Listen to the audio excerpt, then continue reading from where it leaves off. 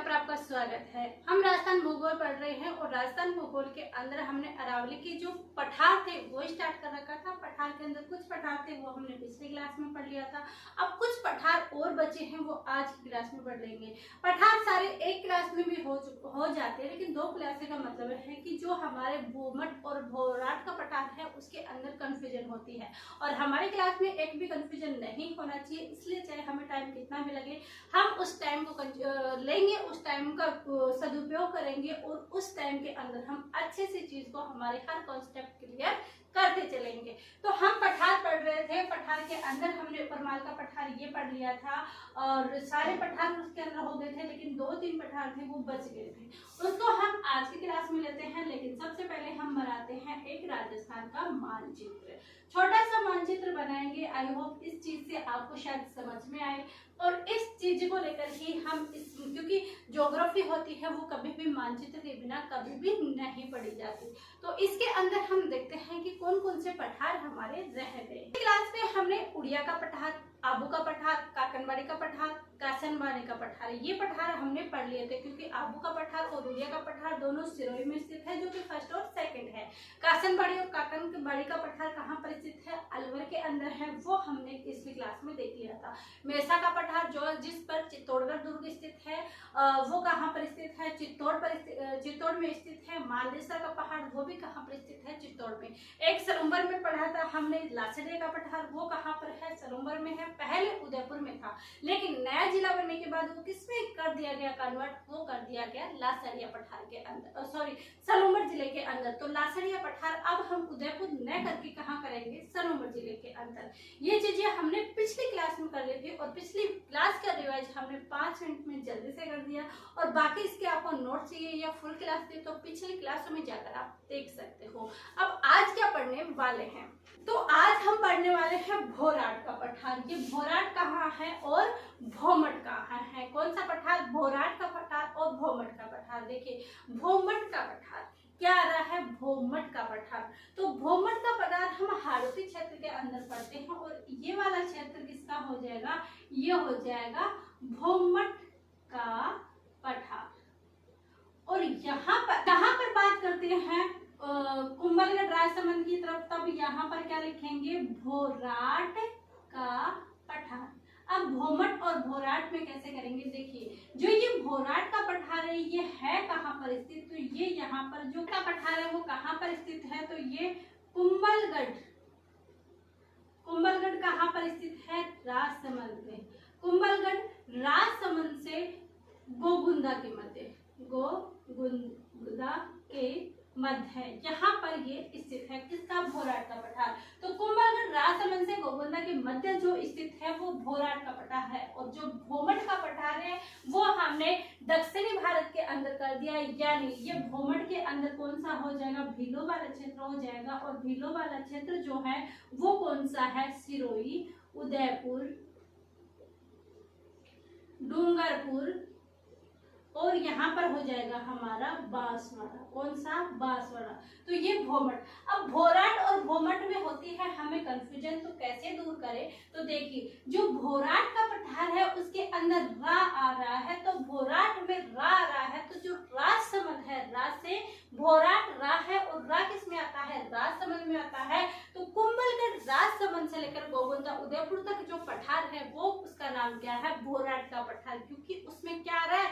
रा आ रहा है। और इस रा से हम क्या याद करेंगे? रा से राजसमंद याद करेंगे। जो भोराट का पठार है वो कहाँ पर स्थित है? कुंभलगढ़ राजसमंद से लेकर गोगुंदा के मध्य स्थित है। दूसरा हमने किया भोमट। तो भोमट का हमें पता है कि यहाँ पर एक ही आंदोलन चलता था, भीलों का यह क्षेत्र था। तो वो भीलों का क्षेत्र कहाँ पर होता है? दक्षिणी राजस्थान में। दक्षिणी राजस्थान के अंदर भी कहाँ पर? तो वो जिले हमारे दक्षिणी राजस्थान के आ जाएंगे सिरोही, उदयपुर, डूंगरपुर और आ जाएगा हमारा बांसवाड़ा। ये चीजें यहाँ पर हो जाती है। अब आता है कि यहाँ पर जो उपरमाल का पठार है, कौन सा पठार? उपरमाल का। उपरमाल का पठार, ये जो उपरमाल का पठार है ये कहाँ पर आता है? और अधिकतर बहुत सारे एग्जामिनर का फेवरेट है कि ये कहाँ पर स्थित है। उपरमाल का पठार के बारे में यदि पठार में से क्वेश्चन पूछता है तो उपरमाल वाले पठार में 100% से क्वेश्चन आता है। तो ये कहाँ पर स्थित है? तो उपरमाल का पठार है ये बिजोलिया, बिजोलिया भीलवाड़ा, बिजोलिया भीलवाड़ा से, कहाँ से? बिजोलिया भीलवाड़ा से जाता है और कहाँ तक? वैसोरगढ़ चित्तौड़गढ़ तक, चित्तौड़गढ़, वैसोरगढ़ से लेकर चित्तौड़गढ़ तक ये स्थित है।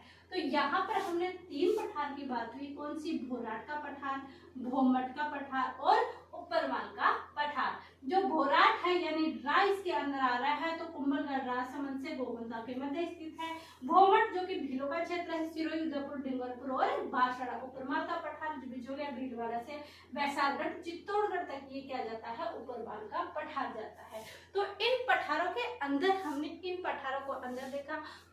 भोमट और जो भोराट पठार थे उनकी आई होप आपको मैं कन्फ्यूजन दूर करा पाई होंगी, आप ये चीजें आप समझ पाए होंगी। ये चीजें हो जाती है। अब क्या नाम है कि जो हमारे अरावली है उसको अलग अलग स्थानों पर अलग अलग नाम जाने जाते हैं। तो अरावली के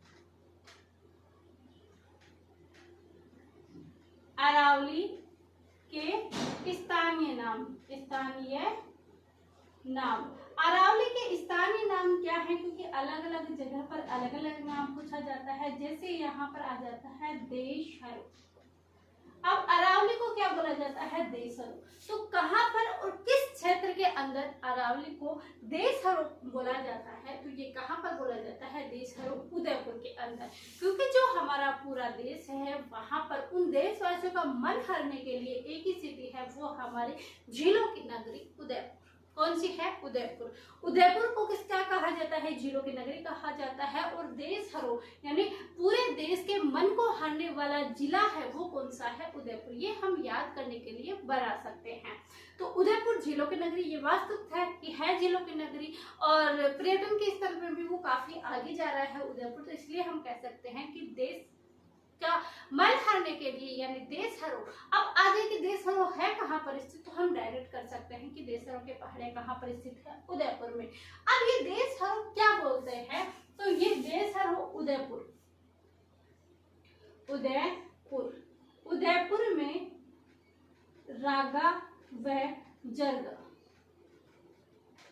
पहाड़ियों के मध्य हरा भरा जो भाग है, हरा भरा भाग है, उसे क्या बोलेंगे? देशहरो। तो देशहरो क्या है? उदयपुर में। जो उदयपुर के अंदर रागा व जरगा पहाड़ियों के नाम है, उन रागा जरगा पहाड़ियों के मध्य जो हरा भरा भाग है उसे ही क्या बोलेंगे? देशहरो। जैसे कि ये पहाड़ियां हैं और इन पहाड़ियों के मध्य ये मानो यहाँ पर ऐसे गोलाकार पहाड़ियों के अंदर ये चीजें हो गई, ये चीजें यहाँ पर आ गई और ये पहाड़ी इनके अंदर यहाँ पर स्थित हो गई। अब इन पहाड़ियों के मध्य जो ये वाला स्थान है और यहाँ पर स्वाभाविक सी बात है ये पहाड़ियां हैं, पहाड़ियों का पानी यहाँ होकर जैसे यहाँ होगा तो यहाँ से क्या होगा? पेड़ पौधे होंगे। तो इनके मध्य जो पेड़ पौधे होंगे तो ये हरा भरा जो भाग है उसे क्या बोलेंगे? उसे ही हम कहेंगे देशहरो। उदयपुर में रागा व जरगा पहाड़ियों के मध्य जो हरा भरा भाग है उसे भी क्या कहेंगे? हम देशहरो। इसके बाद आता है भागकर। क्या शब्द आता है? भागकर। तो हमारी जो अरावली पहाड़ियां हैं उनको भागकर कहाँ कहा जाता है? तो भागकर कहाँ करेंगे? तो हमारे जो ये राजस्थान है, इस राजस्थान के दक्षिण के अंदर जो ये सिरोही है इसके पूर्वी भाग में, पूर्वी सिरोही में हम क्या कहेंगे? भागकर। क्योंकि ये सिरोही में भोमट बोलते हैं, भोमट बोलते बोलते ये क्या बोलने लगे? भागकर बोलने लगे। तो पूरी सिरोही की पहाड़ियों को क्या बोला जाता है?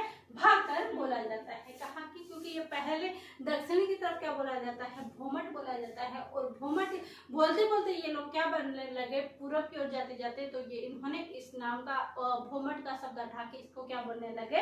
भागकर। अब बात आती है कि गिरवा किसे कहते हैं? क्या? गिरवा। तो गिरवा किसे कहेंगे? उदयपुर में। कहाँ पर गिरवा? उदयपुर में। कहाँ पर? उदयपुर में गोलाकार व कटी फटी पहाड़ियों को उदयपुर के अंदर क्या होता है कि झीलों की नगरी है, बारिश अच्छी होती है, नदियां वहां पर बहती है, तो उनकी वजह से क्या है, कटाव हो जाता है। तो उदयपुर में जो गोलाकार पहाड़ियां हैं और उन पहाड़ियों में जो कटी फटी पहाड़ी है उनको क्या बोला जाता है, उनको बोला जाता है हमारा गिरवा। अब आता है मगरा। क्या आता है, मगरा। तो उदयपुर